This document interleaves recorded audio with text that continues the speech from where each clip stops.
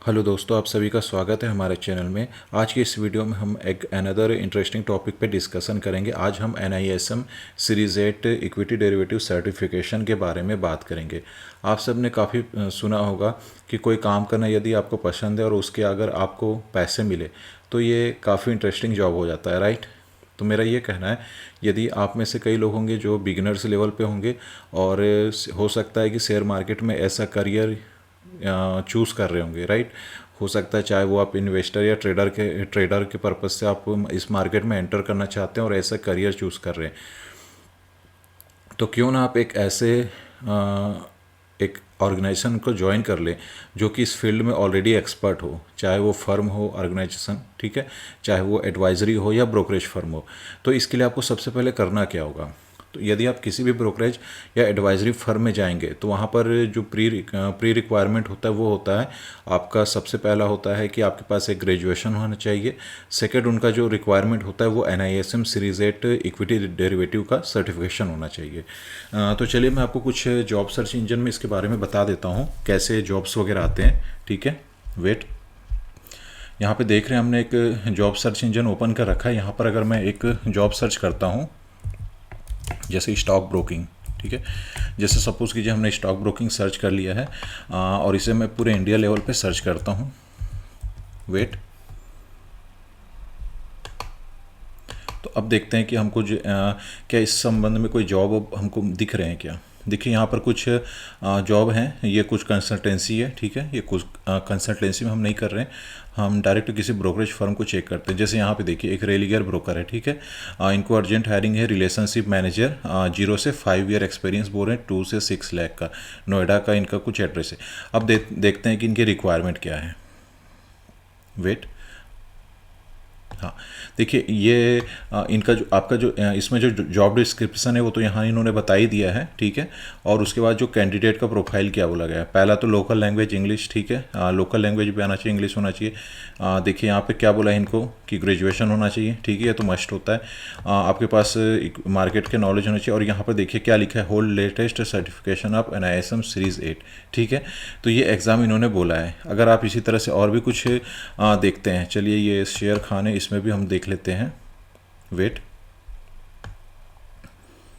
देखिए यहाँ पर भी आप देखिए, यहाँ पर आपको नज़र आ रहा होगा graduation is must, basic stock market का बेसिक नॉलेज होना चाहिए, तो सबको भी पता है, ठीक है। और यहाँ पर देखिए क्या लिखा हुआ है, NISM series 8 certification is mandatory, ठीक है।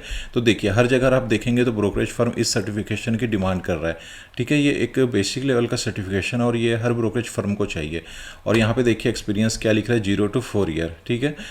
0 मतलब एज अ फ्रेशर अगर आपके पास एक्सपीरियंस नहीं है, आपके पास ग्रेजुएशन है प्लस ये NISM सीरीज 8 एग्जाम है, तो आप इस जॉब के लिए अप्लाई कर सकते हो। और यदि आप शॉर्ट लिस्टेड होते हो तो सीधी बात है, आपको इंटरव्यू कॉल्स आ सकते हैं, उसके बेसिस पे आप आगे अपना इंटरव्यू अगर क्रैक कर लेते हो तो उस आधार पे आपको जॉब मिल सकता है। तो आप समझ गए हैं कि NISM सीरीज 8 का इंपॉर्टेंस होता है ब्रोकरेज फर्म में। मेरा कहने का मतलब यह है कि अगर आप किसी इसी फील्ड में, स्टॉक मार्केट के फील्ड में अगर आप करियर ऐसा चूज़ करते हो तो आपको किसी ब्रोकरेज फर्म या एक एडवाइजरी फर्म को ज्वाइन कर लिया जाए तो ये काफ़ी बेहतर विकल्प हो जाता है नॉलेज गेन करने के लिए। और एक एक्सपर्ट पैनल के साथ वर्क करने पर आप काफ़ी अच्छे नॉलेज बढ़ सकती है, ठीक है। तो ये एक है। और अब यहाँ पर हम देखते हैं NISM सीरीज 8 एग्ज़ाम के बारे में थोड़ा सा देख लेते हैं, ठीक है। तो ये NISM सीरीज 8 जो होता है ये इक्विटी डेरिवेटिव है, ठीक है। अभी तक आपने अगर जनरल ओवरव्यू जानते होगे तो पहला आपने देखा होगा कि पहला होता है कैश मार्केट, जिसको नॉर्मल इक्विटी मार्केट या कैपिटल मार्केट बोलते हैं। सेकंड होता है डेरिवेटिव मार्केट, ठीक है। उसके बाद होता है करेंसी मार्केट, फिर आपका होता है कमोडिटी मार्केट, फिर डेट मार्केट, ठीक है। इस तरह से कई मार्केट होते हैं।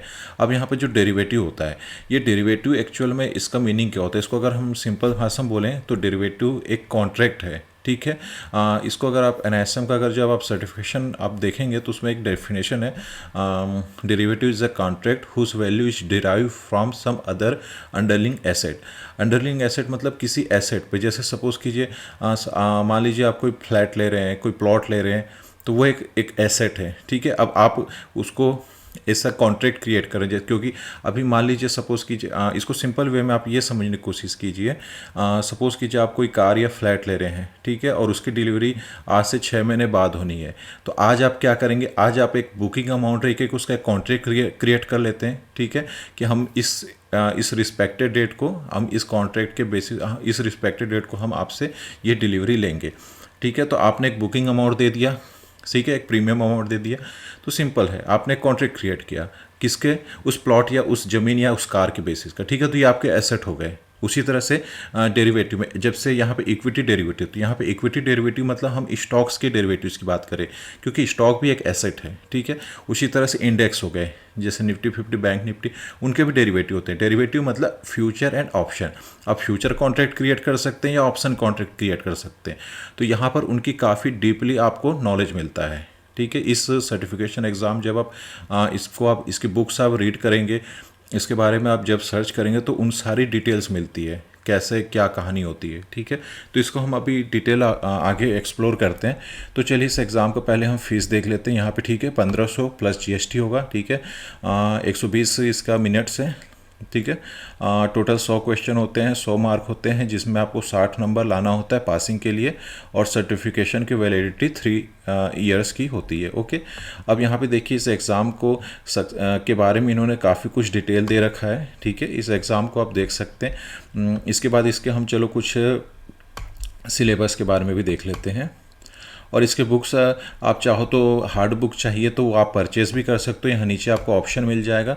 या तो फिर आप इंटरनेट पे भी अगर NISM सीरीज 8 इक्विटी डेरिवेटिव करके PDF आप सर्च करेंगे तो आपको फ्री में भी बुक अवेलेबल मिल जाते हैं, ठीक है, इंटरनेट में आपको।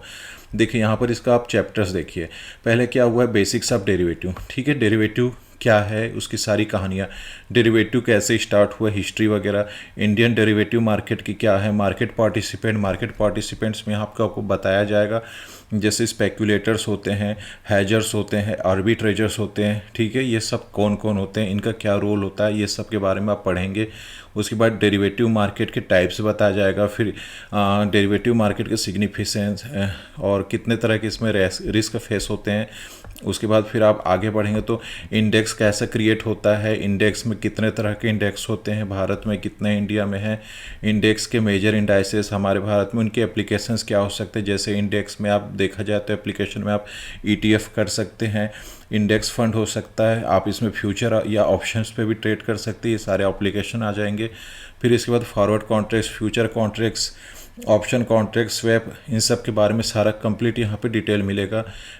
फिर ऑप्शंस के बारे में सारी कहानियाँ बताई जाएंगी, स्ट्रेटजीज ऑप्शन के हैं।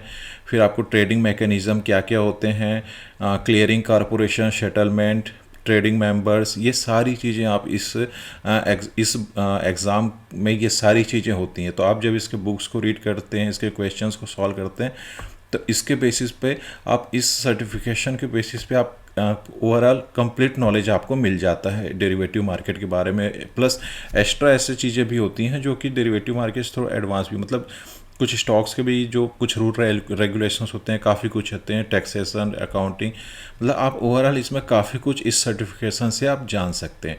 इसलिए ये जो सर्टिफिकेशन होता है ये हर ब्रोकरेज फर्म के लिए मैंडेटरी होता है। हर ब्रोकरेज फर्म किसी भी अपने जो एम्प्लॉय हैं उनसे ये डिमांड करता है, ठीक है। तो NISM सीरीज 8 हो गया, ये काफ़ी इंपॉर्टेंट हो जाता है।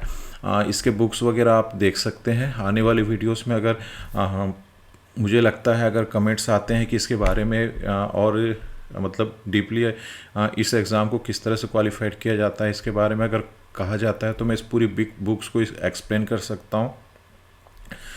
मैंने 84% के साथ इसको क्वालिफाइड भी कर लिया था इस एग्ज़ाम को 2022 में, मतलब 2022 में ऑलरेडी कर चुका था। मैंने किसी ब्रोकरेज फर्म के लिए नहीं किया था, मैंने जस्ट अपने नॉलेज को चेक करने के लिए किया था और फर्स्ट अटैम्प्ट में मेरे को हो गया था। काफ़ी दिलचस्प जानकारी मिलती है, इतना मैं आपको बता सकता हूँ, ठीक है। कई चीज़ें ऐसी होती हैं यहाँ पर। अब जैसे कि अगर आप देखेंगे ऑप्शंस के प्रीमियम अगर आप देखेंगे तो in the money, at the money, out the money, आप ये सब तो जानते हैं। बट ऑप्शंस का जो प्रीमियम बनते हैं ये किस आधार पे बनते हैं, उस ऑप्शंस, क्योंकि हर स्ट्राइक प्राइस का अपना एक प्रीमियम होता है, तो उन प्रीमियम्स का क्रिएशन कैसे होता है। उसके बाद फ्यूचर कॉन्ट्रैक्ट्स होते हैं, उनके प्रीमियम्स कैसे क्रिएट होते हैं, इसमें कंपाउंडिंग और कुछ और डिफरेंट टाइप के इसमें मेथड्स यूज़ होते हैं, ब्लैक स्कॉल्स, कुछ इस तरह के फार्मूले होते हैं। तो ये सारी चीज़ों के बेसिस पे ऑप्शंस के प्रीमियम का कैलकुलेशन होता है, ठीक है। तो ये सारी चीज़ें आप इस बुक्स में रीड करेंगे और उसके बाद जब आप इसका ऑब्जेक्टिव क्वेश्चन सॉल्व करते हैं और अगर क्वालिफाइड हो जाते हैं तो इसके बेसिस पे आपको काफ़ी अच्छा जॉब अपॉर्चुनिटी मिल सकती है। और आप अगर इस जॉब मिल जाती है तो बेहतर है।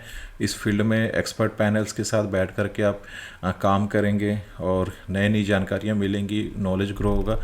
और जैसा मैंने बोला कि जो काम आपको करना पसंद है उसके लिए पैसे भी मिल रहे हैं, तो इससे बेहतर और जॉब क्या हो सकता है, राइट। तो चलिए मैं इस वीडियो को यहीं पे क्लोज करता हूँ। मिलते हैं कुछ न्यू इंटरेस्टिंग वीडियो के साथ। तो लाइक सब्सक्राइब करना ना भूलें। Thank you.